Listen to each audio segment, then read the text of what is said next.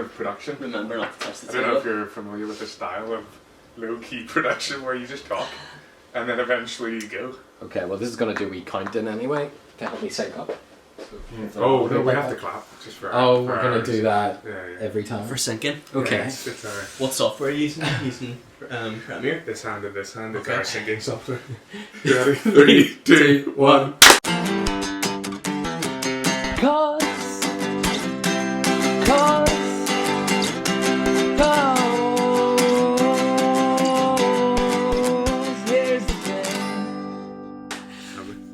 So, here's the thing today, Stephen. Is Batman Badman? No. Is Batman a bad man? Yes, that's right. Is Batman a bad man? And who better to bring on to answer that question or help us answer that question than my friend Michael Spence, a man of the cloth. It's a question of morality today, so we brought a reverend. Excellent. Welcome to Here's the Thing, Michael. Welcome. Thank you very much. I'm absolutely privileged to be here and to be joining the dynamic duo. Well, this is. I was actually gonna say where this comes in our podcast canon, but we haven't even decided this. I think this is our second episode. I think it will be, because for those out there, you're getting an insight into the magical world of podcast producing. But essentially, There's some in the can. Batman Is that what we call it? is coming out next week to us. Yes? That's right. Right now. Right now, Yes. next Friday, we're getting a new Batman film. So I thought we're going to jump the gun with this one and we're going to release it when it's in the moment, because we did not do this with our Friends episode whenever they did a Friends reunion, and we could have released it. Oh, but yeah. David, Ride the algorithm. I just did not do that. That's okay. So, talking about the upcoming film release, Yeah. I believe, Mike, you want to situate us in the Batverse, if that's the correct. In the Batman. Well, thing. no, that makes it sound very grand, David. I'm just Okay. really interested. Like, what is your Batman? What is your go-to? Is it the animated series? Is it the Nolan movies? I wasn't Is it expecting co- you to ask the question. Is it comics? For me, it's Nolan. For me, it has to be Nolan. Like, I feel like, so I did watch the Schumacher Batmans growing up, which are not the best work of Batman. Which I ones don't are they? think. Joel Schumacher, the incredibly camp ones. I don't know if you've ever seen. No, yeah. Poison Ivy. All you had Mr. to say was Freeze. the incredibly camp ones. And I Sorry, realized. yeah, okay. So the Nolan 3 films have sort of eclipsed everything now for me, and I feel like he is my go-to Batman. Whenever I think about Batman, I think, I see Batman Begins. Are you ready for Matt Reeves to blow that out of the water? I hope so. We were talking about this before. Is that your expectation? I don't know. Like, Okay. Nolan is strong. Yeah. I mean, we were like, how excited are we about this new Batman film? I don't know what my expectations are, but I'm excited for a new Batman. Yeah. I feel like what I don't want is for Warner Brothers to get caught in the, oh, well, this didn't quite work, so we'll just keep reinventing Batman. You're scarred from SpiderMan, aren't you? Yeah, I am. I am, and I feel like I wish Andrew Garfield had been given more of a chance. I feel like he was actually the best part of Spider-Man.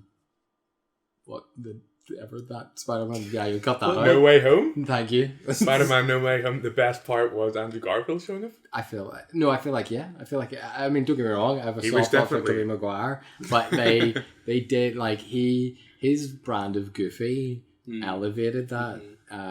It was really, Oh no, he's... Yeah. Stephen, what's your What's go-to my Batman? entry point in the Batman? I feel like it's the comics and the animated series.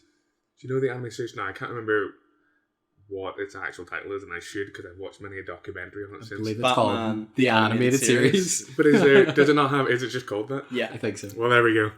Because there's many animated series of There are Batman. many. I wanted to try and Batman. specify Batman which one. TAS. But when You know the one that's yeah. all black? Yeah. That one. That's the one. Whenever you say animated Batman, hopefully everyone thinks of that. Hopefully nobody thinks of the Batman, which was kind of released after the Nolan movies, was tied into kids, like very kids centric, Oh, I don't think and I had know that. songs in it. Oh, Oh, wow. really? Yeah. But don't watch it. Just and even whenever the animated series relaunches itself as New Adventures of Batman and Robin, is that the title? and they kind of redesign some of the characters. Some of the character redesign is interesting, but it just loses its charm. It nearly ditches the 40s aesthetic, and it's so strong. It's one of the best animated shows out there, really. And you're right, it's the aesthetic that really pinpoints it. Like the Mr. Freeze episodes are incredible storytelling, and I know that since then, like, cartoons for adults became a really big thing, but back then they weren't. No. You know, there was Felix the Cat, you know, and that was it. And then this came along, and it's just incredible. Like, oh my goodness. So if there's nothing else that you take from this podcast, go and watch Batman the Animated Series. Do it now. It's unbelievable. Yeah. It is fantastic. But you're a comics man, so what's the comic? I couldn't tell you. So I was thinking, as I saw that you have some books and some comics here, and I was thinking, oh, what would I have brought, or which ones could I have grabbed? And I feel like The Killing Joke is the one that came to my head.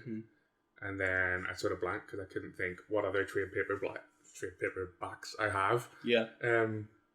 So... whenever you say trade paperback, I feel like you need to explain that for lay people. So a comic has a run. Yes. And the complete run is compiled in a trade paperback format, which is just a book. I assumed that was called a graphic novel, but that's called a trade paperback. Well, no, interchangeable names. Oh, okay. Yeah. It's the format of its printing. So The Killing Joke was a series of comics that you could buy individually. Right.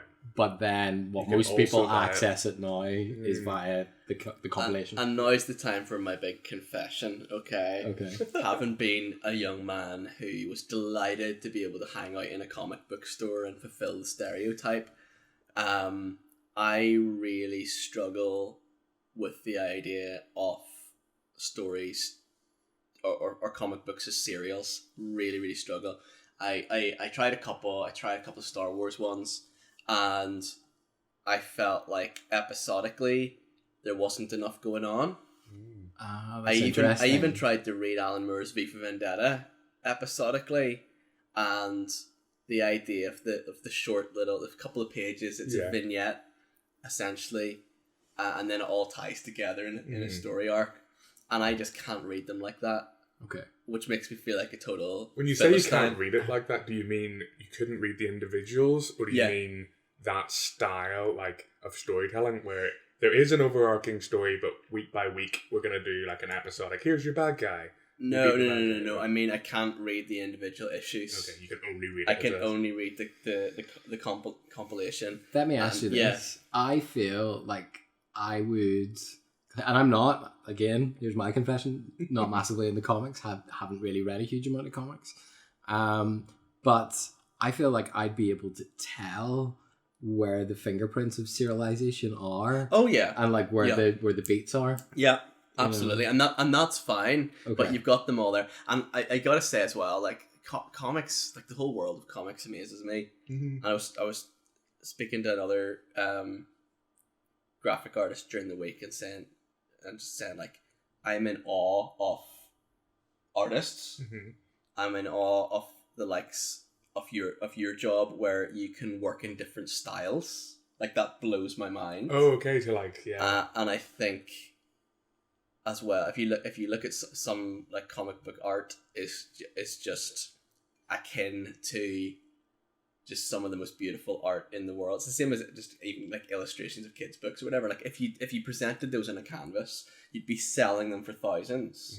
And yet you do the exact same work with the exact same attention to detail and light and composition, and then you stick hundreds of those in on some pulpy paper and sell, you know, a few thousand copies for pennies.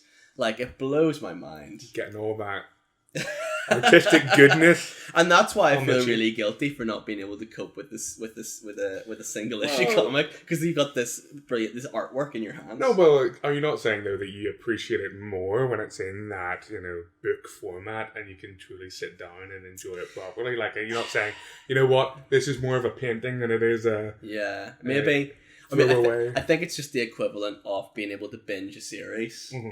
Oh, definitely. Can't need a box set. I can't deal with this. hey, you know what? The new episode's going to be out on Wednesday. But I love that about The Mandalorian. But the thing about a single issue of a comic is it might last you 5 minutes, Yeah, do you know, and then you got to wait another. Oh, week well, then or you're two reading to it wrong. Go to the comics. well, yeah, you need to teach me. You're not looking at the art. You're just reading the words. I don't turning know the if page. Batman is a bad man, but Michael is a bad man. I think what you're getting at though is, you know, and presumably this is the same with serialization of comic books, that it's not all killer. There will be filler. There will be some that are misses, and then you've spent your whatever it is to buy that week, and maybe you don't notice those misses so much whenever it's the trade paperback version and it's all together. Because then you're moving on. You're moving. Story moves on. And that's really interesting though, because to talk about, you know, Western comic books as having filler. I don't know if you use that word, but that's that is filler. what I'm saying. I don't see that. Maybe it's just like I have, you know, rose-tinted glasses. I'm just like, I'm enjoying this and I'm enjoying everything. Punch him again, Batman. But actually, he is a bad man. if you compare it to Japanese manga, right? Sure. The manga is like the manuscript. This is the doctrine. This is our, you know. And then the anime. These manga artists are taking forever to draw the actual story. Let's go over here and see what's happening over here, you know. And they have their filler arcs, and that's like my experience of, because that's a whole thing. Like people actively skip filler to get back to the story. In anime. Yeah, Wow. Okay. yeah, 100%. Because the anime that we've sort of mentioned this before.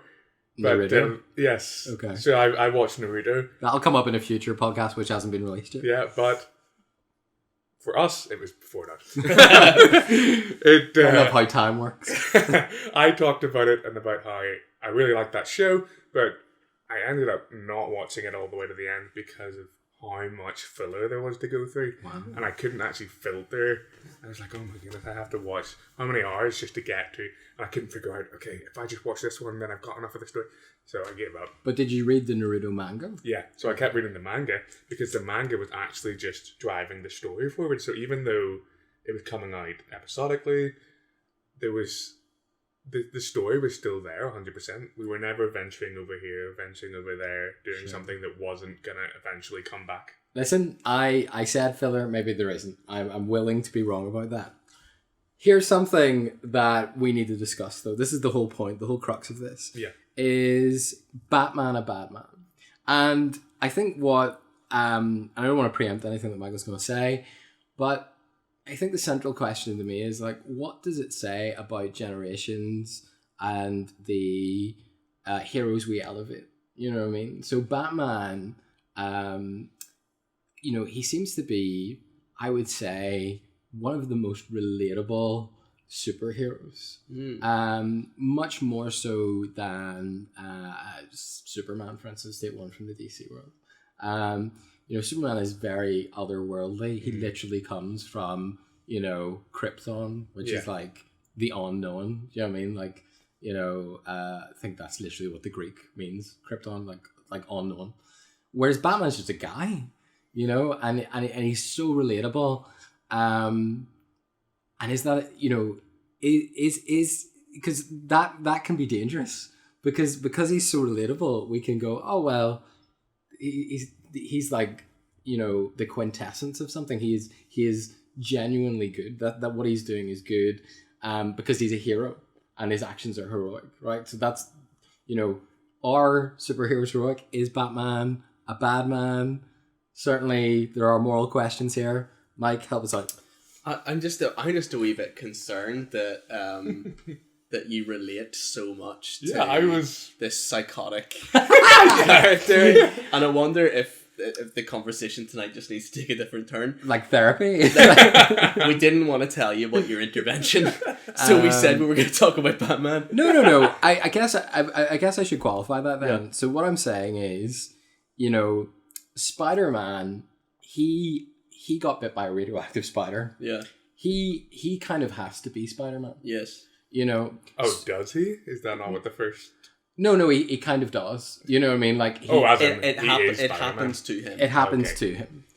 Batman chooses to get involved in Gotham. Like, he chooses to. He doesn't have to. He actually doesn't. Now, you could say the trauma of his parents dying is the inciting incident, and that causes him to be. But it's still an active choice that he makes on a regular basis. I would say that all superheroes have that active choice. They can all hang up their cape and go live their superpowered life in the backyard for the rest of their days. But when you're talking about relatability, like, I didn't necessarily agree with the premise, because Spider-Man to me was always the most relatable, because he was a teenager. He's designed. I was a teenager growing up. Sure. And he's going to school. And you wanted to be bit by a radioactive spider. Of course. Spider-Man is the character who, in the comics, we are inside his thoughts. Yeah. Pretty much all the time. Even in the he's cracking wise in the yellow box in the top corner. Sure. Don't they all do that though? No. Don't all superheroes do that wee soliloquy thing? No, is that? No, that's really a Spider-Man thing. Oh, okay. Wow. Yeah, anyone who does that is really being Spider-Man. It's being Spider-Man. Oh, I hate it when my Batman does a Spider-Man. Well, sometimes it can be like the narrator. But I agree with you about the humanity of Batman and how he's not Superman. I am not. Yeah. I'm not a Superman fan at all. I could not care less about Superman, but Batman I find really compelling. Sure. As a character. Superman's the most boring superhero. Absolutely. Oh yes. Because he's too perfect. That's the problem? Because I have one weakness. They've tried to make him relatable, like Smallville. Right. I think tried to make him all cutesy. He's a small town guy. Yeah, and tried to play up the Clark Kent relatable thing, but it doesn't matter. No. So, it's not that there's not good stuff going on in there, but it's just even aesthetically, I don't care about Superman. So let me pitch it again. Here's why I think he's relatable. Because I don't relate to a billionaire. That's what I'm a science teacher. We don't make that much money. Batman's a scientist. Yeah, it's like, that reminds me of that where Homer's on the monorail and Marge rings him, and he's like, Homer. Yellow. Homer, there's a man here who thinks he can help you. Batman? No, he's a scientist. Batman's a scientist. It's not Batman. Anyway. Here's what I think's relatable about Batman. He doesn't have superpowers. No. Well, it's partially that, but it's partially so he doesn't have superpowers. But what he does have, we see him use what he has. So, Spider-Man, whenever Spider-Man solves a problem, he's going to solve it in some way with his spider senses and his spider-like reflexes. Right? That's what he's going to solve it with. Batman, if he's faced with the Riddler, it's a battle of intellect. You know what I mean? If he's faced against Bane, it's a battle of physical conditioning. So it's more understandable, exactly. You could have this, if he's, with Poison Ivy, I presume it's sexual attraction. I don't know. It's a battle of botany. It's a battle of botany, or like like lustful passions or whatever, because she's meant to be the one that seduces him. Do you know what I mean? But those are all incredibly relatable. Who doesn't want to, have a battle of wits? Who doesn't want to be in peak physical condition? Who doesn't want to turn down Ivy's advances? This is what I'm saying. You know what I mean? He's I don't know. Have the opportunity to turn. Yeah. You understand what I'm saying? He solves his. He solves the issues that come up against him in ways which are relatable. I guess that's what I was trying to say. And so there's a danger there if we find him so relatable that if we think of Batman as a hero, which I didn't realize that there are people out there that didn't think of Batman as a hero, but that's what I'm excited about. But if we start doing that and idealizing him, then actually maybe we're not thinking through the whole story in terms of, is he the hero? Is this the right way to go about ourselves? Sure. Should I be picking up the mask and getting my own vigilante justice? Well, here's the thing. Very good. He's one of us now. That was natural. The idea of Batman as a vigilante is we got to bring that home. We got to talk about where we are in our context in Northern Ireland and the fact that vigilante justice is a very real thing here. There are people who literally put on masks and go out and deal out their version of justice. Absolutely. And would love to think of themselves as Batman, right? But we see what that looks like in real life. Sure. Do you know? And it's not heroic. It's certainly not heroic, No. and it's certainly not. It's even with the kind of dramatic tensions and internal conflicts that Batman has, their motives are nowhere near as pure as Bruce Wayne's motives. Well, is that all it is then? Is it a case of, is it motives? Purity of motive? Yeah. Oh no! It's consequences. It's results, right? And we know what that's like to live with. So it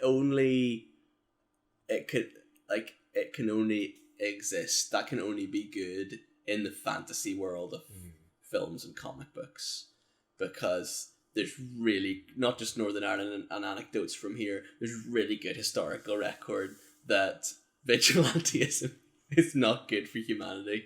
Yeah, I totally see what you're saying. Here's where I feel like there's a real tension here, is that Batman believes that Gotham's like systemic injustices he believes in Gotham. He believes it's correctable. So his brand of vigilantism is almost like in support of the system. Whereas sometimes what we see is vigilantism as, a replacement system. Yeah, this is what I'm saying. Like when Ra's al Ghul challenges Batman and says, like, look how corrupt these are the people you fight for. And Batman is, and honestly, that's quite a persuasive argument. He's like, surely we should just tear this all down and start again. But this is why Jim Gordon's a really important character. Okay. Second most important character in Batman. After Batman? After Alfred. For this exact reason. Batman's third. Because you do the whole corrupt police thing, but here is someone who is good, who works for justice, who works within the system, who partners with Batman, and in some ways that makes Batman's vigilantism totally different than what vigilantism looks like in real life. Right. When he works with the police, and obviously they play with that a little bit, and sometimes the police are pursuing him, sometimes they're working against him, but ultimately we know that Jim Gordon, who's the true policeman, the pure policeman, is working with him. So it's pro traditional justice in that sense. Yeah. And I think another thing is it really depends on what Batman you're talking about, what iteration of Batman, who's telling the story, and what the themes are, because sometimes you get so for example in the trailer for the upcoming Matt Reeves Batman, one of the key lines that they're bringing out in the trailers, someone says, "Who are you?" and he says, "Vengeance." And they seem to make a lot of this, and they, Catwoman and Penguin both seem to make fun of him and use that as like his nickname, which is quite cute. I like that. Yeah. But he equally, in a different version of Batman, when someone asks him, "Who are you?" he could say, "Justice." Yeah. Do you know? Yeah. So it really depends what version of the character you're working with. I gotta say, Vengeance Batman is a lot more interesting than Justice Batman. Oh yeah? Yeah, I mean, I think if you think of like the Batman who joins the Justice League, right, who's this just kind of mature, kind of law and order man, who just kind of looks he's a straight guy. Yeah, he looks a bit grimly and everything, and he is the straight guy, and he's not very interesting. No. So we like the Batman who's a bit conflicted about his motivations. Yeah, I like a Batman who screams, swear to me. Yeah. While he's punching someone in the face. Yeah. So, bring it back to Batman the Badman. Yeah. We've qualified he's maybe not a vigilante in the mold of vigilantism as we understand it. He's not necessarily taking the law into his own hands so much as he's taking the hand of the law and working with them, and it's a partnership. He's seeing himself in an extension of that, right? But so there's this really interesting thing there, though, that he's still pro violent resolution of certain conflicts. Yeah. And I suppose that as a society we almost necessarily are pro that. We're policed by consent, and we say, well, we have put these people in positions of power. Hopefully they don't abuse it. And, that's a whole other discussion. But we say, right, it's their job to step in and be violent. And that is in some way a good thing. And I think that can be problematic with Batman, especially considering, superhero fiction is the primary audience is young children who may not have well developed sense of morality, right and wrong. Sure. I don't want to be patronizing to children, even though that sounded incredibly patronizing. But what I'm saying is, I wonder, does that message get lost? You talked about people in our own sort of country here, our troubled little corner of the world, who would love to think of themselves as a masked, man of the night who brings their own version of justice at a kangaroo court. And I wonder, is that the problematic bit of Batman? Is that, what can we say about Batman's methods, is what I'm asking. What can we say there? So we're going to get into methodology? Don't do them in real life. Okay. Grappling hooks Not on gargoyles, rarely going to end well. Yeah. So, Batman's methods. Yeah, it's good. Why does a billionaire like Bruce Wayne choose to meet the issues of Gotham on the street? Yeah. Surely he has the resources to go about this other ways. Yeah. Oh my goodness. That question is asked so many times. Right, okay. If Bruce Wayne is a billionaire, Yeah. Why doesn't he take all the money he spends on gadgets Sure. and pump it into education and ending the causes of crime? Because he's Okay. trained in fists. Right? He's full of anger. He's like, all my money here. But that's exactly the point. And it's a really good point. And actually, statistically, any studies that have ever been done about this, in a long term economic view, you will save yourself a whole lot of money if you invest in things like ending deprivation. Sure. Things like education, rather than prisons and justice. Right. And obviously, you're still going to need those. Right. So if you're able to take the long term view and do that, you will economically it's better for you. Yeah. Because I suppose the perspective that we see in Batman is that crime's inevitable, right? Crime's got to be inevitable in Gotham, otherwise you've got no story. Sure.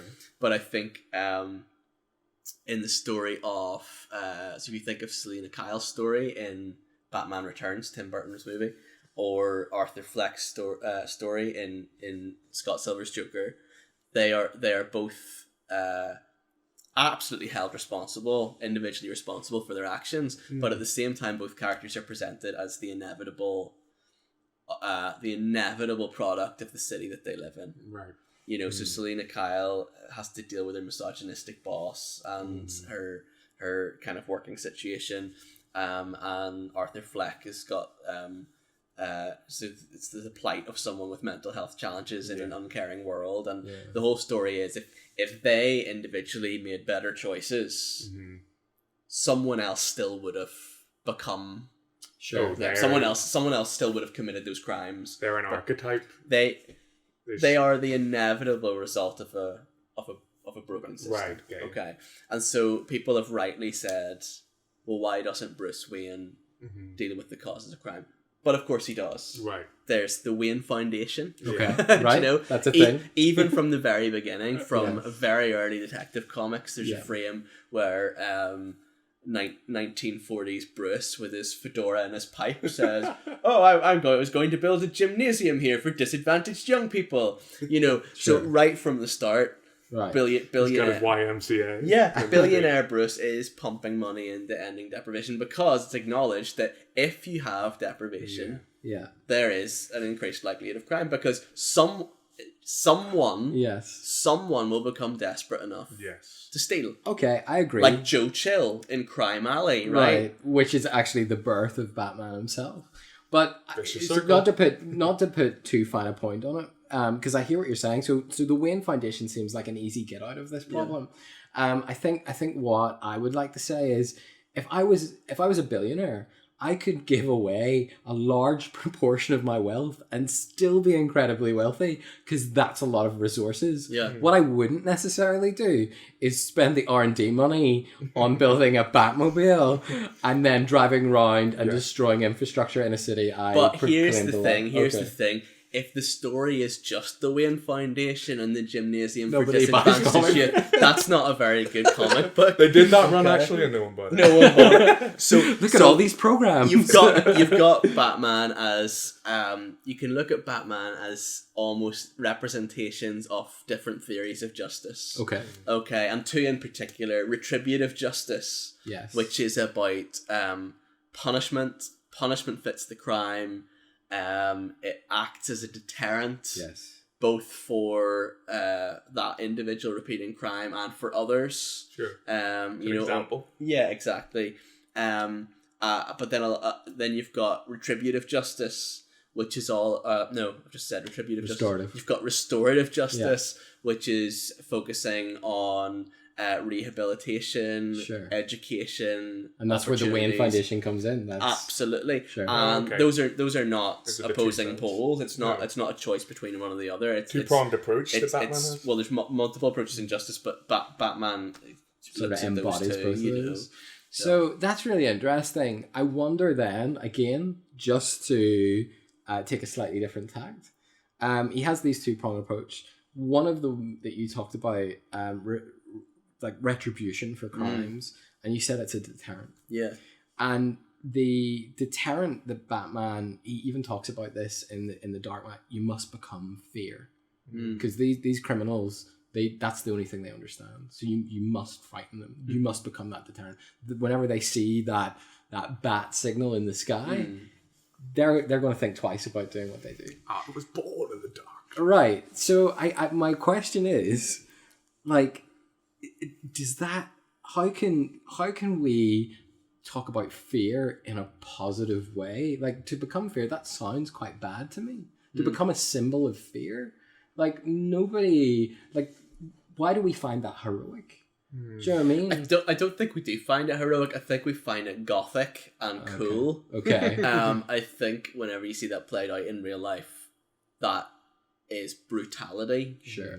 You know, that is that in warfare and policing and so on around the world, and in I was going to call it leadership, but let's not honour it by calling it leadership. In dictatorship, that is the role of brutality. Yes, is to strike fear into, to remind people where they sit in the hierarchy. So again, I think that's an element of Batman that can only exist comfortably in the fantasy world. Fear does exist in our system, right? In the sense that I might fear policemen when I see them in their colours, because they work really hard, and they you shouldn't do that. Yeah. I mean, I don't know if it's just me out here, but anytime I see a police car go by, I'm just a little bit on edge. You're wondering whether they're coming after you. What have you done? I've done nothing wrong, and yet somehow I'm thinking, what did I do wrong? That is so deep in our culture. Yes. That they're coming to get you. Yeah, it's just there's something oppressive about even their very presence. Really? I think so. No, I feel the opposite. I'm really You feel glad. safe? Yeah, I'm really glad that they're there. Yeah, that's interesting. Well, hold on a second. Let's just say that in Northern Ireland here, police can have multiple forms, and that you've got your average police car in their police uniform. You've also got the massive vans and the people holding rifles. But here's the question: if there's a narrative that you should fear the police and that they're brutal and they might get you, who does that narrative serve? Well, not me. Does that narrative serve a safer society, or does that narrative potentially serve criminals? And it certainly doesn't serve the police. I mean, I've stumbled into this hole. I'm going to keep going. This is good, yeah. But basically, I thought it did serve the police in that it is that deterrent in some ways, in that, like, the police are driving on the roads, right? I'm driving on the road, I see a police car, I'm thinking, right, better be on my best behaviour here as I drive this car, better start indicating, stay to the speed limit. You weren't indicating before? No, I wasn't. I like to just go into the outer lane. See, like, I find that really baffling. I even find it baffling when you see stuff on social media being like, warning, oh, they're at this corner again, watch out. There's such a nuisance trying to catch us breaking the law. Well, then don't break the law. Like, the laws aren't there so that they can catch you. The laws are there to keep people safe. Some laws I'm not aware of broken, like my taillight being out. Yeah. Didn't know it was out. I believe they give you a warning, though. I don't think they prosecute you there on it. That's true. Do you know what I mean? But listen, when they pull me over, I have no idea what they told me. But I think this is really interesting because, I mean, it would be fair to say that there are people who would view, the police as an oppressive force.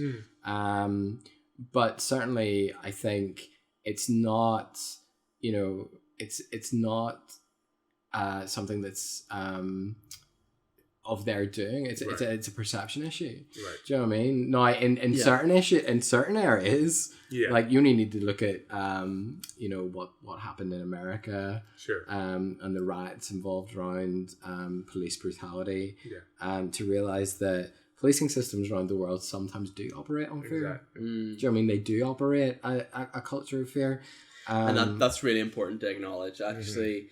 But to say that when we were talking about a speed trap, even that terminology is difficult. But the trapping me. There's a difference between something that gently reminds you that there are consequences for your actions, and that there is a force that will hold you accountable. Sure. It hopefully in a really reasonable way. I say that as someone who's been on a speed awareness course, right?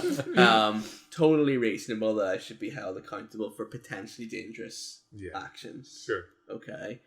That's different from fear. Yeah. And what you're talking about, where people do really experience brutality, is fear, and that's a different thing, isn't it? Yeah, absolutely. I feel like fear is what was trying to be engendered by like vigilante groups, and the whole idea is that we brought about police systems to try and get away from that. We're policed by consent. Yeah. We say, okay, come and police us. And if you look at what's happened post George Floyd, you can see that a police force that becomes known for brutality, rightly or wrongly, people argue that different ways, right? But regardless of that, if they become known for that, if they become known for using fear as a tactic, that does not lend itself to an environment of law and order. Sure. So that is why Batman's fear-based vigilantism can only work in the fantasy world. And actually, even within the fantasy world, he then debates, does it work or does it not work? Absolutely. At the end of Batman Begins, you have that that conversation about escalation. What about escalation? Escalation. We start carrying semi-automatics, they buy automatics. We start wearing Kevlar, they buy armor-piercing rounds. Man. And you're wearing a mask, jumping off rooftops. Yeah. That very much grounds it in the real world, where he said, when I think of escalation, and I'm a theologian, and one of the main, that sounded really arrogant. No, I loved it. We're all theologians. You mentioned that I'm a minister, and one of the key themes in the scriptural story is the escalation of violence. Sure. Okay. From Cain and Abel, one murder, and then how that really quickly multiplies into people taking revenge. 70 times. I'll be avenged 70 times.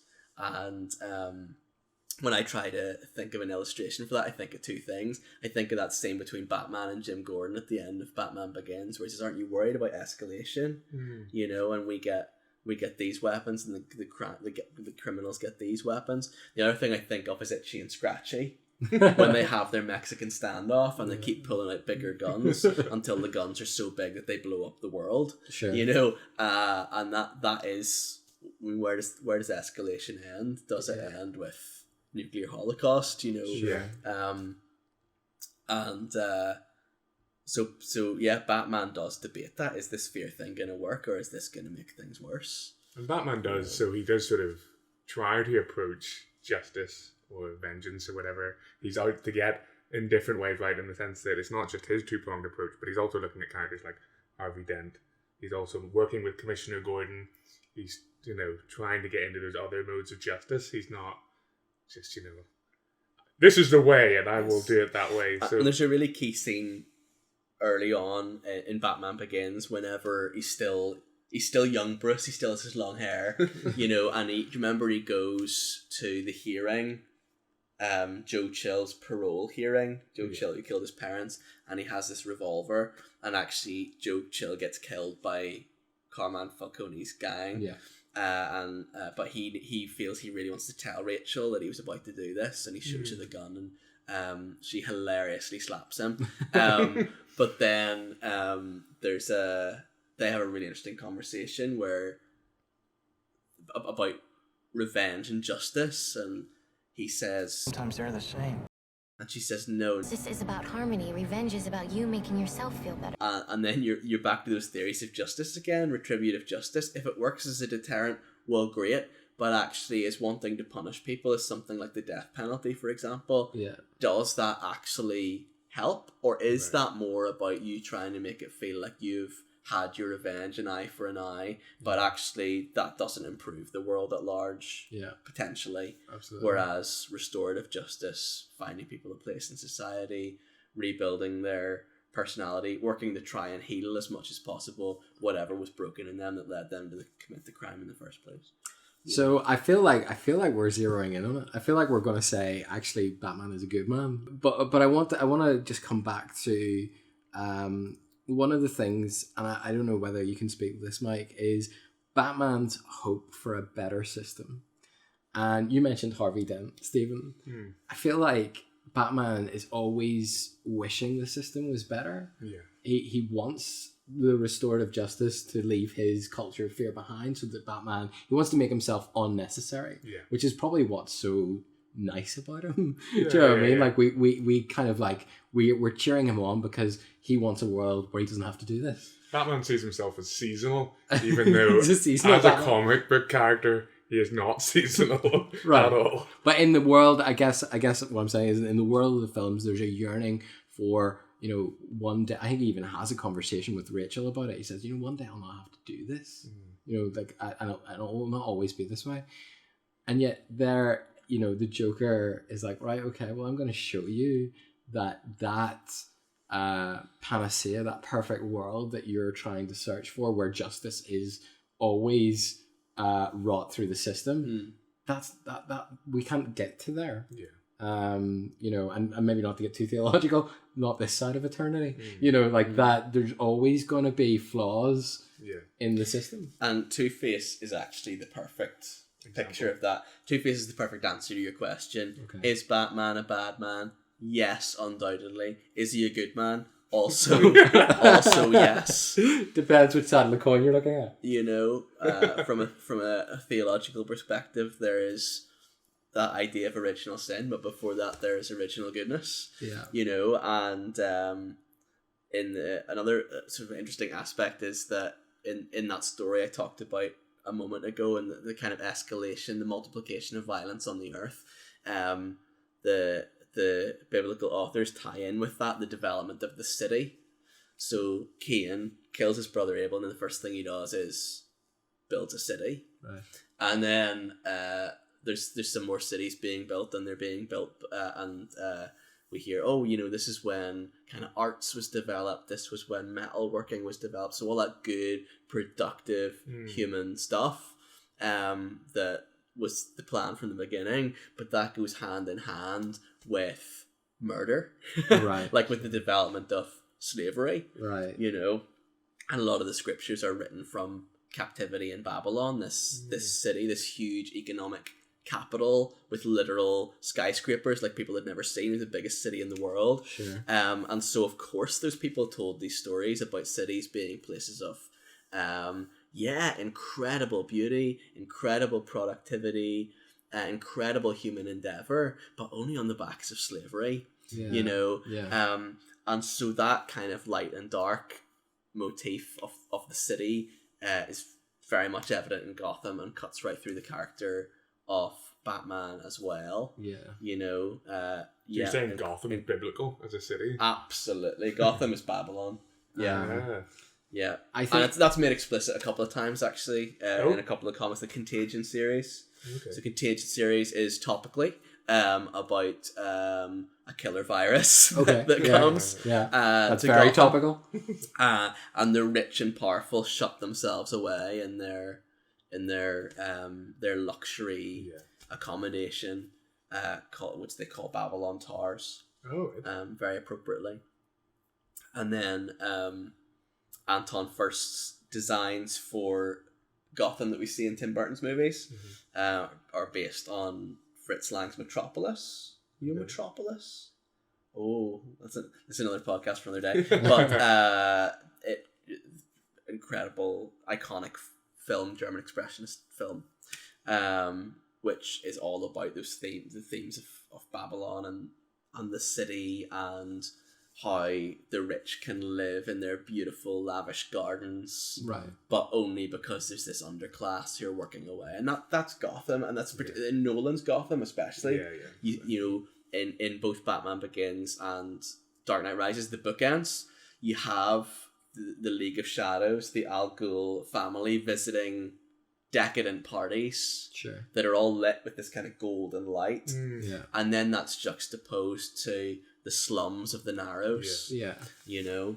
So what I love about that is that tension in the city, of the corruption and you know, but the inherent industry in the city, you know, and it is in Gotham. You see, you know, the railway which the Wayne family built, but you also see the corruption and how people are exploited.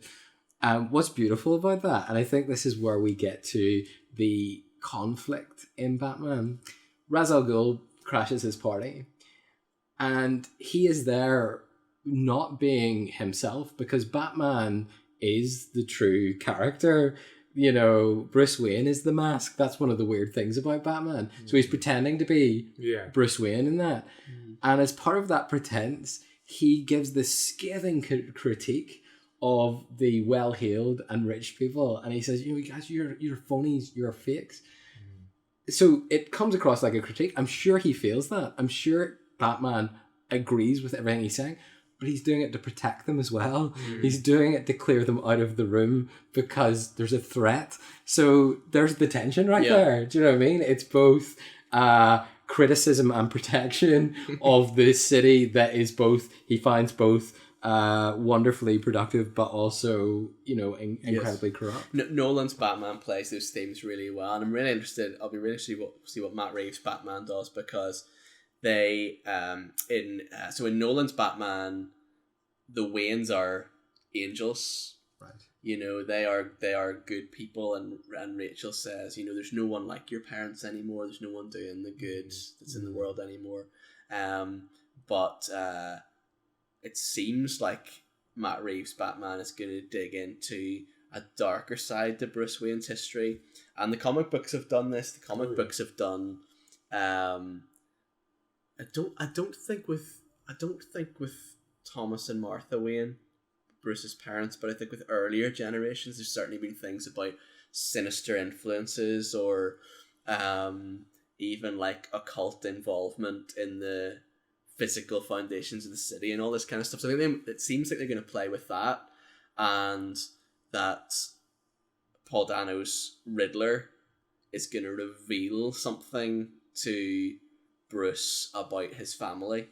Okay. And you there's a bit in the trailer where you see him saying to Andy Serkis's Gollum / Alfred, oh, you lied all these years. You lied to me.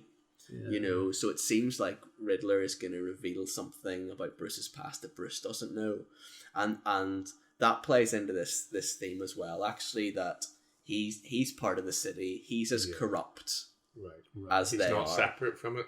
And if you undermine his foundations, then maybe you can bring him out as well. And this is a key moral thing, right? So often when people realize that the system is corrupt, often when people realize that you, if you drive a car, okay, you're part of a corrupt system. If you have a mobile phone, part of that was mined by slaves. Sure, coal town. Yeah, if you bank anywhere except Co-op, you are investing in weapons that contravene the Geneva Convention. You know, so when people realize these things, sometimes people get freaked out. Sometimes two things can happen. People either get kind of overwhelmed by it and are like, well, there's no point us trying to do good. Right. It's paralysis, right? Yeah. I can buy fair trade, but that's about it.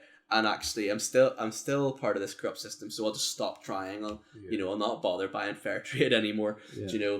Or looking at where my bananas come from or whatever. So they just stop. They give up. You can't possibly be good. Another thing that can happen is that people try to remove themselves from the system, and people try and go off grid. Right. Get themselves. But of course, you're never really off grid. People who are off grid can afford to be off grid because of their connections with the corrupt system, right? Yeah. And that's what we see. That's what we see Batman. That's what we see Bruce doing at the beginning of Batman Begins. He goes on his pilgrimage, right? And that's when he gets trained by Liam Neeson, right? But then he returns. He comes back because he realizes that he's part of the city. Yeah. And actually he cares about the city. He actually sees that it can be rescued. Or even if it can't, the best he can do is to do that little bit. Yeah. And the key moment then in again the bookends in Batman Begins and Dark Knight Rises, the League of Shadows give him the choice and say, here's the red button. Why not flood the earth? Why not wipe out the corruption of Gotham, this city that killed your parents, that's caused you so much pain? Here's the button, do it. And he says no. He says no because even if he can never fix it, even if he realizes he's not going to be seasonal, the best thing he can do is still to try. Right. He's still a man of hope in the end, and he's hoping towards, he's striving towards that better system. So you might be irrevocably bought into a really evil system, but you should still try and buy fair trade coffee. No, absolutely. So what I'm hearing you say is that Batman isn't a bad man because he's hopeful. He has this sort of undying hope of a better way to work. He's going to keep persevering even in the face of all these things. And does that mean that the Joker is the antithesis of that? Is he despairs? Is he like... Yeah, because he's always dragging him down, right? We've not talked about the Joker yet, and I think you're right, because if you think about all that corruption that we just talked about, and in Gotham it's really magnified, it's really elevated, there's crime everywhere and corruption at every level, it would be really easy to despair. Definitely. Like we talked about, you could have paralysis and say, well, there's nothing I can do, so I'm just going to do what feels good to me or what suits me, okay? Which is very relatable. It is, absolutely. It's natural. Yeah, almost. It's what makes the Joker seductive. Right. It's what makes the Joker relatable. What makes the Joker relatable is his purple clothes. And we all wanted to buy those after so that. Batman doesn't give in to despair. He gives in to anger. Yeah. Absolutely. It's in some ways the embodiment of anger and revenge. Revenge fantasies. But there's things like he doesn't use a gun. Yeah. Apart from Frank Miller's Dark Knight Returns, he doesn't kill people because he doesn't use guns. They're tied together. They're tied. So he's placed some kind of safety nets for himself, so as he doesn't become the whole Nietzsche thing. You stare into the abyss, and the abyss stares into you. Right. Those who fight monsters must be careful that they do not become one. Yeah. So he's built that in. Yeah. But Joker is a really interesting juxtaposition because he has totally given in to despair. Yeah.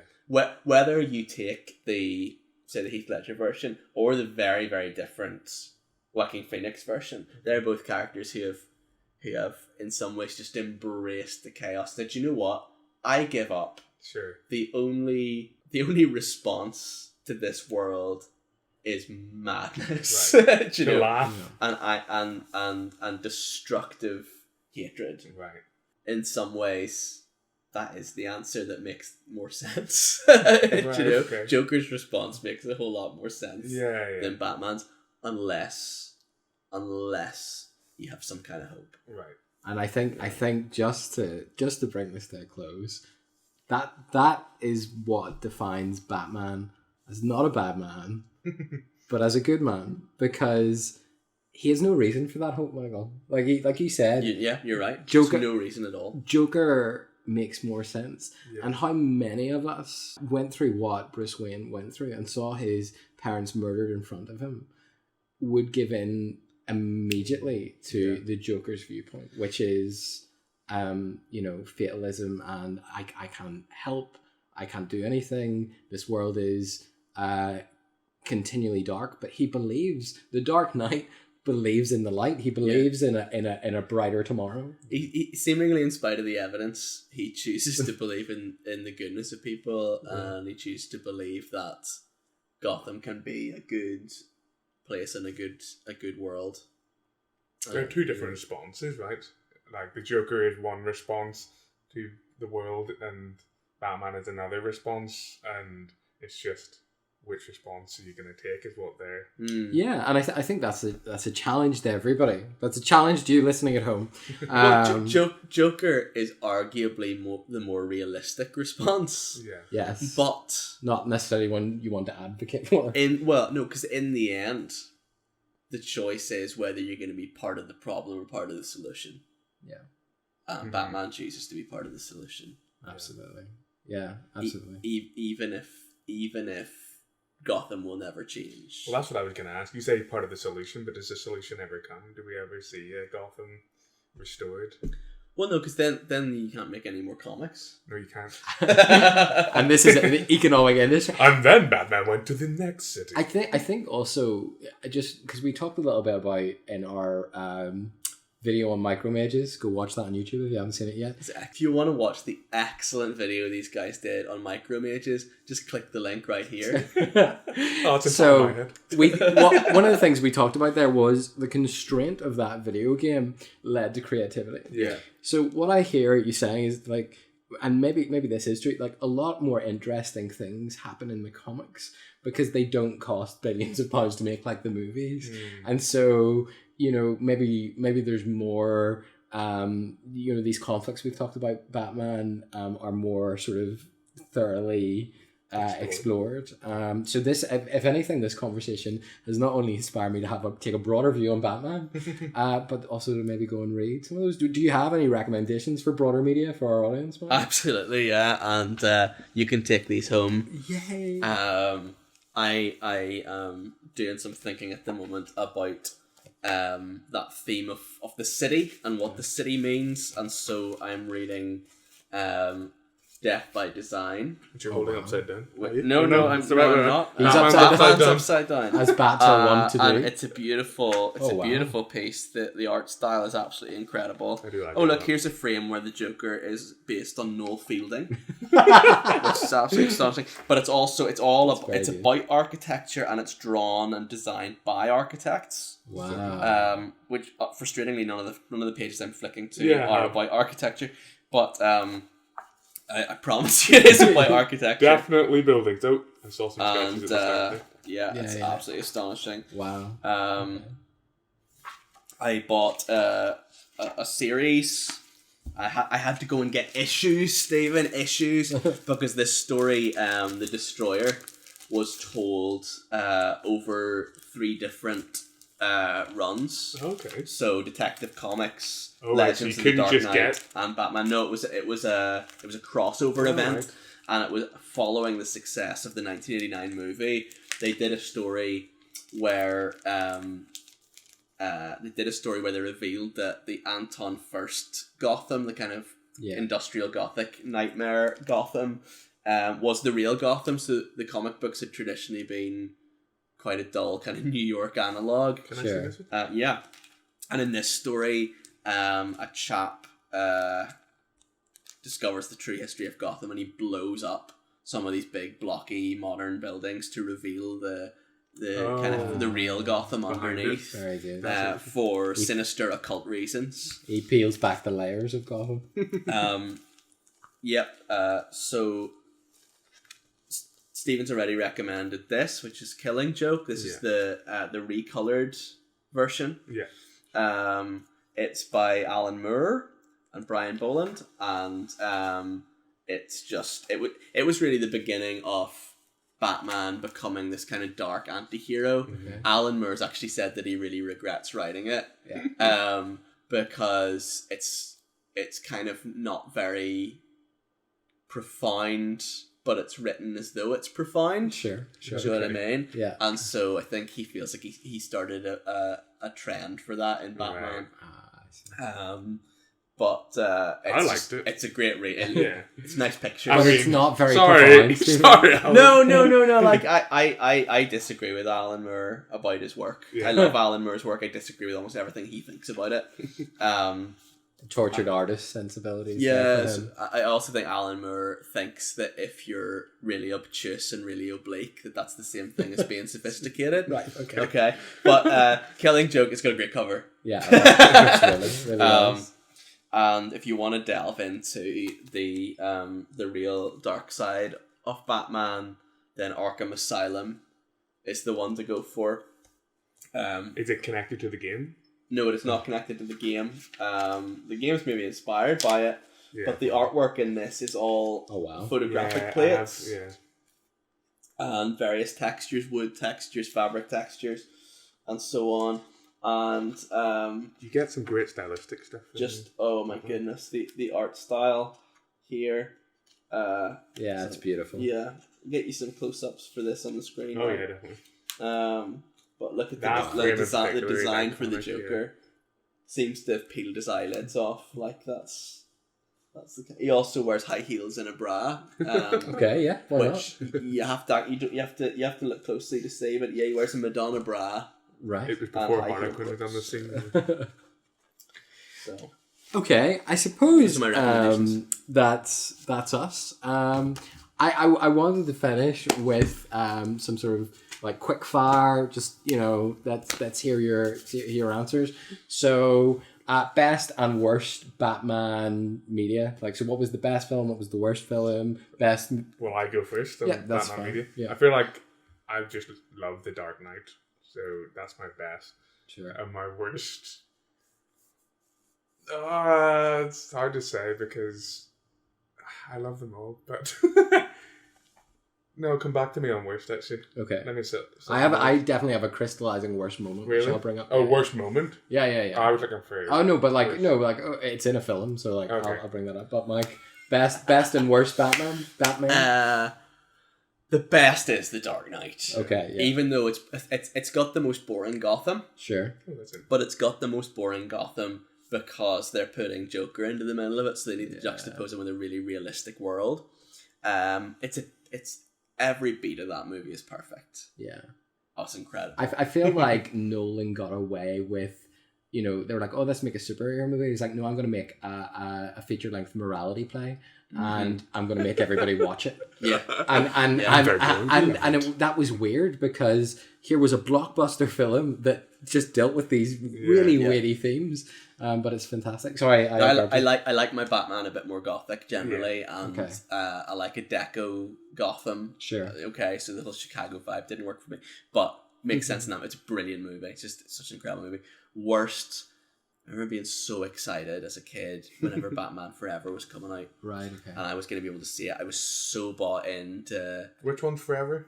So it is Jim Carrey as Riddler. Yeah. And Tommy Lee yes, Jones as yeah, Two-Face. I I was so bought in to the hype media, the McDonald's cup. Yes. Like I was so excited. I actually think Tommy Lee Jones is a And- good, like, I actually do like his but it was performance. such a departure from the previous Yeah. Sure. movies. So that for me was a letdown, and then Batman and Robin. I just desperately wanted to like it, but it's a terrible, terrible film. Yeah, Batman on every level. I was actually in LA Yeah.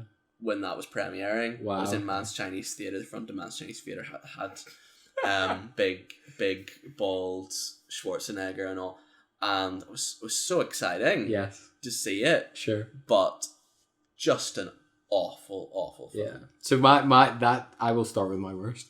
Batman and Robin. There's a part of it, and I might be misremembering this, but it's really, really bad.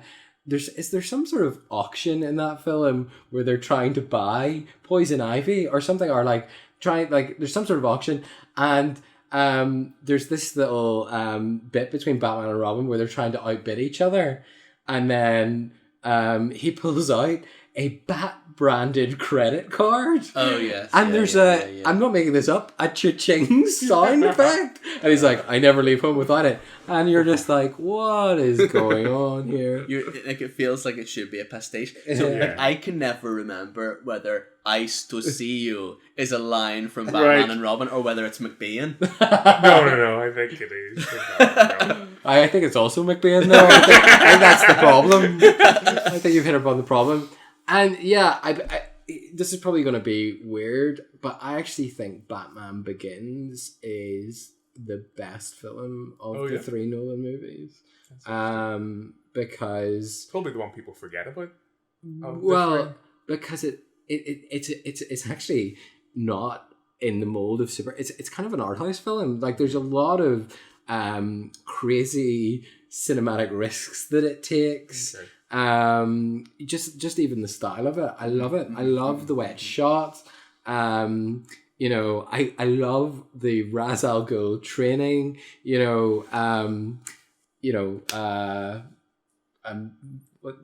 Neeson, who's of this pasture.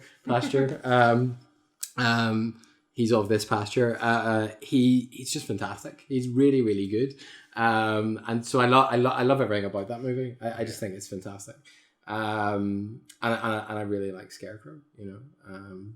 I really think Cillian Murphy's Scarecrow is. It is great. I don't know if you're aware of this, but like, for me, that trilogy in general is like the only one that I think unites both people that don't like superheroes and people that do into like, oh, this was a good film series. Yeah. Because even people I know who don't appreciate superhero films and don't really get it, or they're not into it, they can still watch that trilogy and be like, those were great films. Universally loved. Yeah. Yeah.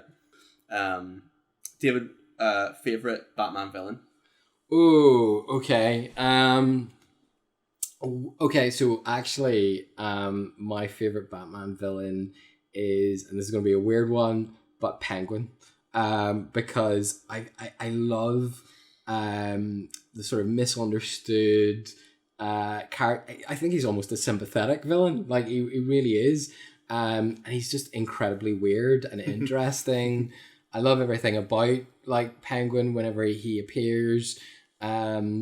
Because the question I always ask is, well, is he a penguin? Is that guy a penguin? Or is, I don't think that's ever been explored in the comics, the possibility that he is a penguin. They leave it unexplored. No, I know he's called the Penguin, but is he just a penguin? Like, is Batman really, really upset with zoo animals? So Alan Moore did this thing where Swamp Thing used to be a man who had sort of become this plant creature, and Alan Moore rewrote it so that he was actually a plant with ideas above his station. So maybe Alan Moore's penguin could be an actual penguin, like who's become sentient, and wears a monocle. Speaking as a father of 2 young children, Penguins of Madagascar, amazing film. It's actually phenomenal. It's probably one of my best, favourite cartoons. Is it a minion Oh, it is basically, and we'll maybe get into this in another podcast, but it's basically a critique on the Anthropocene and basically how we only it's basically the villain in it is this. Here's my favourite villain, not for nothing, but it's in Penguins of Madagascar. It's an octopus called Dave who's really upset that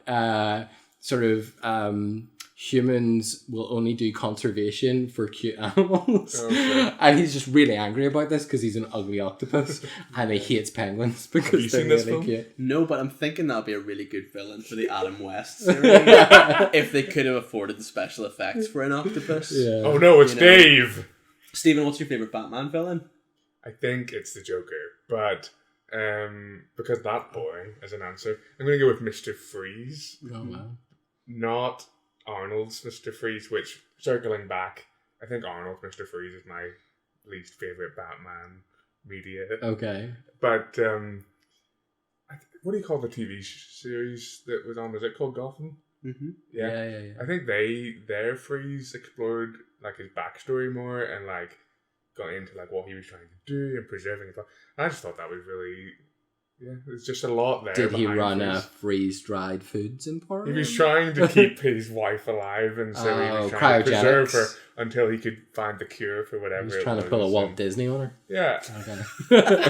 Allegedly. This podcast is brought to you by Walt Disney's frozen corpse. They'll reanimate it someday. Reanimate? Oh, I thought it sounded yeah, see what I did there? Clever. And what about yourself? Yes, Mike. Favorite villain?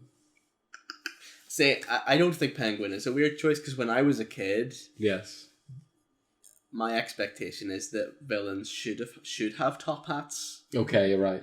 And so the Penguin felt like almost like the proper villain, like he should be the main villain, even though it was clearly the Joker. Felt like Penguin should be. Yeah, because he wore a top hat. There's a packing order and it starts with the man in the bigger hat. All about the clothes. Yeah. No, my serious answer to favorite is he actually a penguin? Is the Riddler. Because not Jim Carrey's Riddler. Right. And I feel like maybe this new film coming out will cement like my affection for the Riddler. But I love the idea of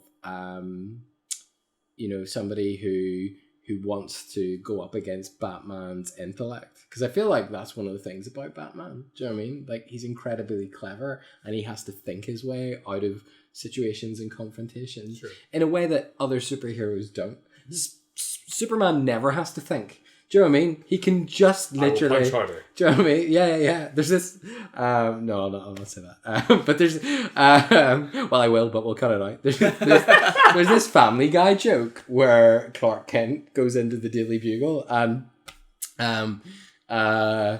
it's like all the women are crying. It's like, Clark, we've all got breast cancer. The doctor said it's like we've been x-rayed every day for like 5 years. And he's like, I don't know what that, you know what I mean? And it's clear that this is x-ray vision. But my point is that Superman, if Batman is battling Mr. Freeze, he might go, right, I need to somehow disable his freeze casters or his coolant spray or whatever it is, and I must come up with a clever solution to do that. That's if Superman's it's one punch and it's not an interesting conflict because so that quintessentially the Riddler and that sort of battling of the clever detective against this guy who just wants to toy with him.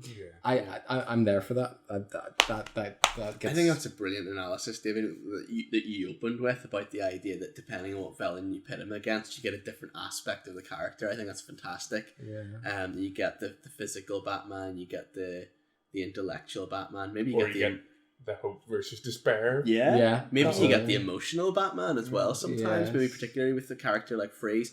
But I'm really excited for Matt Reeves' Batman, which seems to be very much going down a sort of film noir route, and I love the idea of a kind of detective story, which Batman every so often comes back to.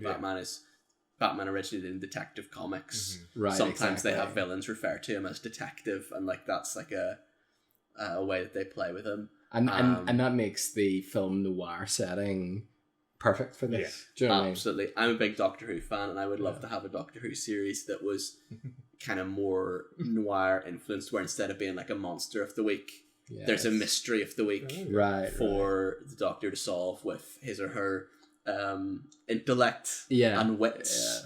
And I'm excited to see Batman do that up against a Riddler based on the Zodiac Killer. Which, it seems to be that. And what I love about what I've seen so far in the trailer is there's that very noir-esque, detectives or police and the little umbra of a flashlight just illuminating. Yeah. That cinematography is wonderful. Yeah. I mean, hopefully it's not a disappointing film. We've kind of talked it up. Yeah. I'm really excited for it. I think it'll be good. I'm more excited to see it now, so I feel like whenever this comes out, this is our invitation for you all to go see it now. Yes, and David, who's your favourite Batman actor? That is hard. that is hard. That is hard. I can tell you it's not George Clooney. It's not. But who is the Batman? It's weird because I don't like. I like. Oh man, I've taken a blank. Who's Nolan's Batman? Christian Bale. Christian Bale. I like Christian Bale's Bruce Wayne. I find his Batman sometimes unintelligible. Yeah. That's a brilliance. Yeah. Well, do you know what's interesting about that? Christian Bale was very upset as an actor, as a performer, with Heath Ledger's Joker. He said that what Heath was doing with his character was so good, so layered, so intricate, that he realized that what he was actually doing with Batman wasn't. And like he's on you can and of course you might go, oh, that's just a lovely thing to say about Heath Ledger's seminal performance, which it is, and that is a nice thing to say, but it's also kind of true. Like I feel like I'm not as much of the affection that I have for the Nolan movies, it's not directed toward Christian Bale's Batman. It's not. He's a very serviceable Batman. He's a very good Batman. Yeah. But I'm not sure. I'm actually just not sure. I like Adam West's Batman, who's at the Comic-Con in The Simpsons, and he's like, and why doesn't Batman dance anymore? And Homer ushers his kids away. I think that's a great What's your thing. favourite Batman? No, you go first. Oh, for me it's Kevin Conroy, Okay. who voices Batman in the animated series, and bringing Conroy back to voice Batman and Mark Hamill back to voice Joker for the Arkham series was a stroke of genius. Right. I think in terms of cinematic Batman, in terms of the look, I like it. I think Batman should have a square jaw because the animated series for me is Batman. Sure. So he needs a square jaw. So pointy jawed Batman, Isn't I don't deal with. So actually, I really like the look of Affleck. I thought he looked the part for me. I was like, because that's he's what got Batman the looks jaw. like. Because he's got the square jaw. He's wearing the Dark Knight Returns costume. In terms of cinematic look, I'm like, that's what Batman looks like. Yeah, that's fair. But no, I was going to say the same thing actually, because the animated Batman to me is the more archetype Batman. So and say what you want, and people have multiple times on video essays online and all across the internet about the DCU and Affleck's Batman and its failures. There is a moment that I just love cinematically, where he's running towards the crumbling office building, or where his co-workers are, and he runs into the smoke and he's just enveloped by it. And I actually just think, well, if there's a cinematic Batman moment, I mean, there's massive problems with those films, but that one moment I found very incredibly moving. You know, he ran into the fire, he ran into the destruction to try and save it, you know, rather than away from it. People are running away from If it. Superman had done that, who cares? Yeah, exactly, right. But if Batman does it, it matters. And that's money won't save him from this. Yeah. What's he gonna do? See, theologians, right? Yeah. Theologians think that Superman is Jesus. Yeah. Right? We talked about this. Sure. Superman is not Jesus. Superman is totally otherworldly. He's not fully human. Yeah. Right? He's not a Gnostic or docetistic Jesus. Batman is fully incarnated. Yeah. When Batman puts himself in harm's way, that matters. Yeah. Because he is flesh. Yeah. You know? Absolutely. Superman doesn't fit a messianic. Oh no! archetype, In lots of ways he does. Does he? Yeah, people love that. People love that. Yeah, there's in fact it's overwrought in some of the imagery of him as well. He's often cruciform in like his poses. I thought it was more like because he's what Fortress Kal of El Solitude. and Jor-El, and it's the El part God. Yeah. Right, so like he's God-like. Yeah. But I didn't see that as being Christ-like. He's Even though he's a big deal that he's the Saw that the bit. son of the father. Right, okay, of course. There's a lot. And he is in a sense incarnate. He's visiting Right, our he's on world, Earth, yeah. and But he's not. Yeah. He's indestructible. Absolutely key theological point is that lots of people think of Jesus as Superman, Yeah. and so when you get to the cross, people don't know what to do with it.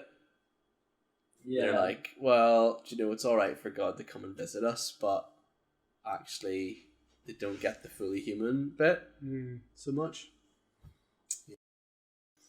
So Well, thank you for coming on. Here's the thing, Mike.